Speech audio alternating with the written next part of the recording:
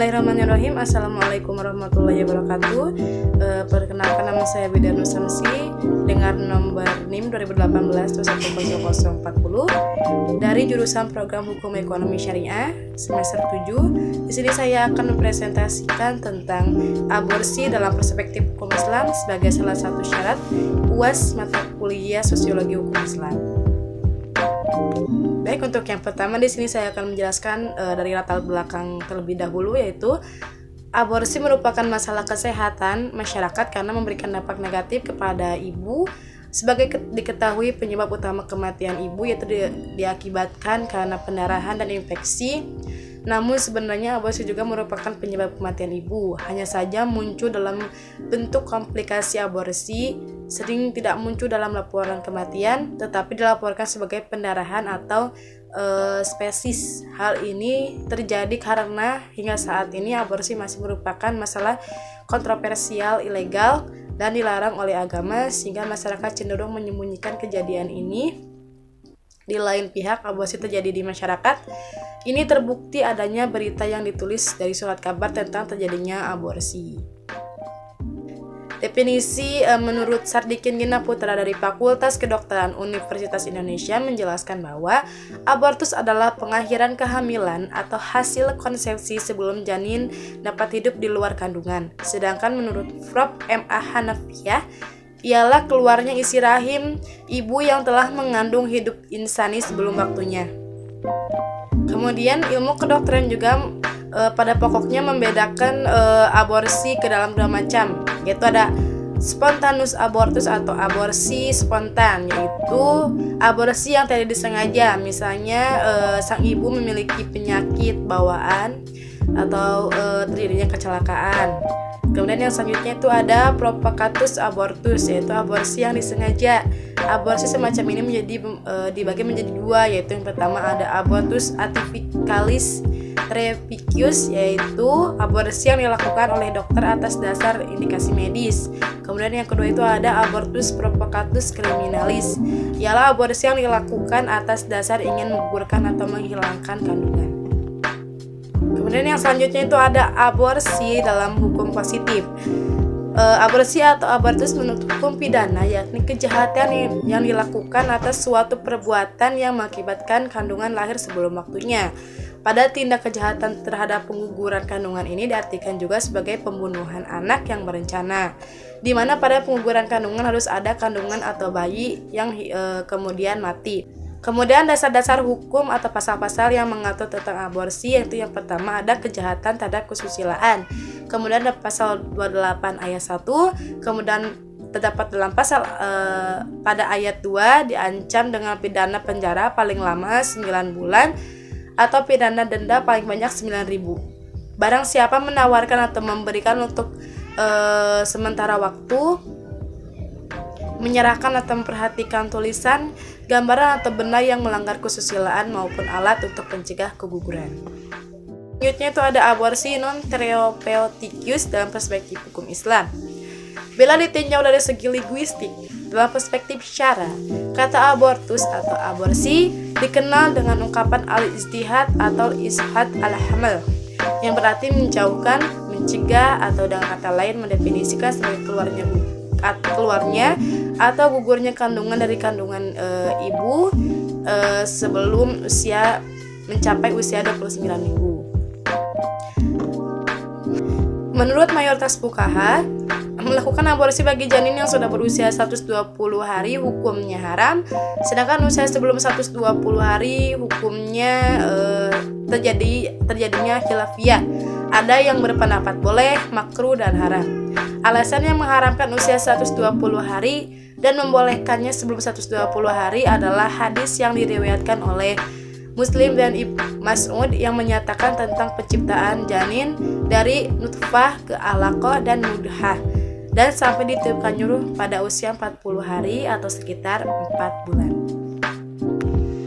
Menurut Imam Al-Lamri, dalam kelompok pengikut Imam Asy-Syafi'i, melakukan aborsi bagi janin yang sudah berusia 120 hari haram hukumnya. Kemudian menurut Ibnu Hazm yang berpendapat bahwa pembunuhan janin setelah ditiupkannya ruh dan usianya mencapai 120 hari dianggap sebagai tindakan kejahatan pembunuhan dengan sengaja dijatuhkan hukuman qisas.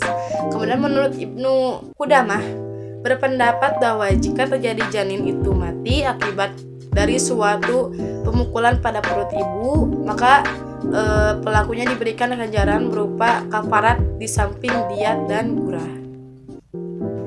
Fuqaha Syafi'iyah kecuali Al-Ghazali dan mayoritas fuqaha Hanabilah kecuali Ibnu Rajab serta mayoritas fuqaha Hanafiyah berpendapat bahwa pengguguran kandungan dilakukan atas persetujuan suami istri dan tidak menggunakan alat yang membahayakan, serta janin digugurkan belum berusia 40 hari atau 4 bulan, maka hukumnya makruh.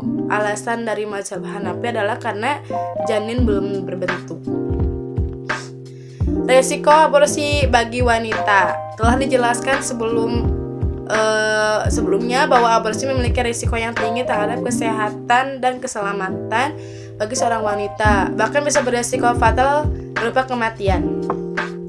Kemudian di sini dijelaskan menurut buku Facts of Life yang ditulis oleh Brian Klaus yang dijelaskan bahwa pada saat dan setelah melakukan aborsi ada beberapa risiko yang dihadapi oleh wanita, yang itu terdapat dua macam risikonya. Yang pertama itu ada risiko kesehatan dan keselamatan fisik. Di antaranya itu ada kematian mendadak karena pendarahan hebat. Yang selanjutnya ada kematian mendadak karena gagal pembiusan yang gagal. Kemudian yang selanjutnya ada kematian secara lambat akibat infeksi serius sekitar kandungan. Yang selanjutnya ada rahim yang sobek. Yang selanjutnya ada kerusakan leher rahim. Yang selanjutnya ada kanker payudara. Yang selanjutnya itu ada kanker indung telur. Yang selanjutnya itu ada kanker hati.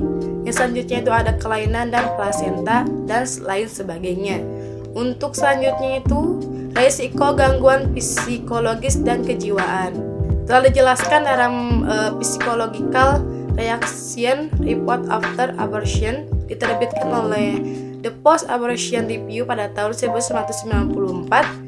Di antara gejala-gejalanya adalah yang pertama kehilangan harga diri sekitar 82%, yang selanjutnya ada teriak-teriak histeris sekitar 51%, yang selanjutnya ada mimpi buruk berkali-kali sekitar 63%, yang selanjutnya ada ingin bunuh diri sekitar 28%, yang selanjutnya ada mulai menggunakan obat terlarang sekitar 41%. Dari risiko atau gejala-gejala pada wanita yang telah melakukan aborsi, itu tidak jauh halnya wanita tersebut akan merasa bersalah selama sisa hidupnya. Kemudian yang selanjutnya, yang terakhir itu ada proses kehidupan janin dan awal kehidupan manusia.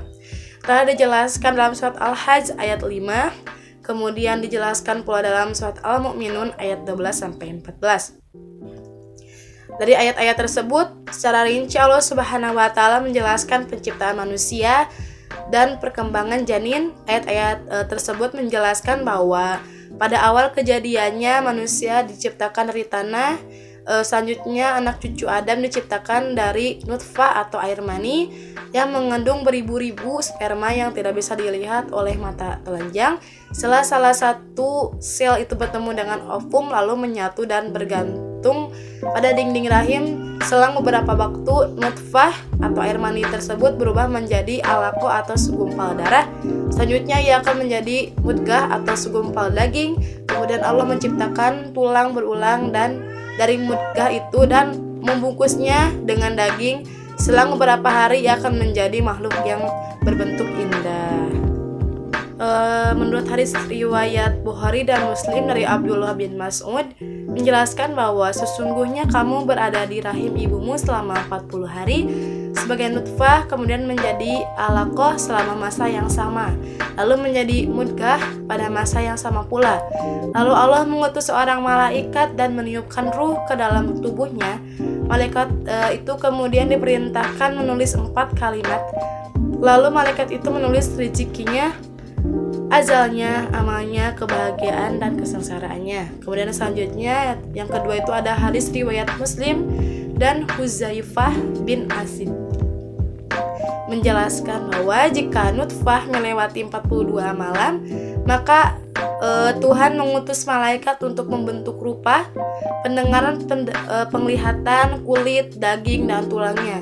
Malaikat bertanya, "Ya Tuhan, laki-laki atau perempuan?" Allah memutuskan kehendaknya dan malaikat mencatatnya. Kemudian dari hadis-hadis di atas ada dua informasi mengenai kapan ruh ditiupkan. Hadis pertama menyatakan ruh ditiupkan setelah embrio melewati masa 120 hari yang terdiri dari 3 tahapan. Sedangkan hadis kedua mengatakan ruh ditiupkan setelah embrio melewati 42 hari. Riwayat ini ada juga riwayat yang menyebutkan 40 hari atau 45 hari. Pemberian ruh kepada janin inilah yang kemudian menjadi sumber ikhtilaf mengenai hukum aborsi, karena keberadaan ruh dianggap sebagai fuqaha sebagai tanda awal kehidupan manusia. Dalam arti yang sesungguhnya, yakni manusia yang memiliki jiwa raga. Akan tetapi pendapat yang kuat para fuqaha adalah hadis yang pertama, yakni setelah janin berusia 120 hari, yaitu sekitar 4 bulan lebih, kemudian dianggap sebagai awal kehidupan manusia. Untuk kesimpulan dari materi yang saya paparkan, bisa disimpulkan secara singkat bahwa aborsi merupakan tindak kejahatan yang menjadi konvensional ilegal, sehingga masyarakat masih melakukan tindak aborsi tersebut secara diam-diam. Setelah dijelaskan juga menurut hukum Islam bahwa aborsi yang dilakukan dengan sengaja itu hukumnya haram, maka sebisa mungkin dan sebaik mungkin kita tidak boleh untuk melakukan aborsi.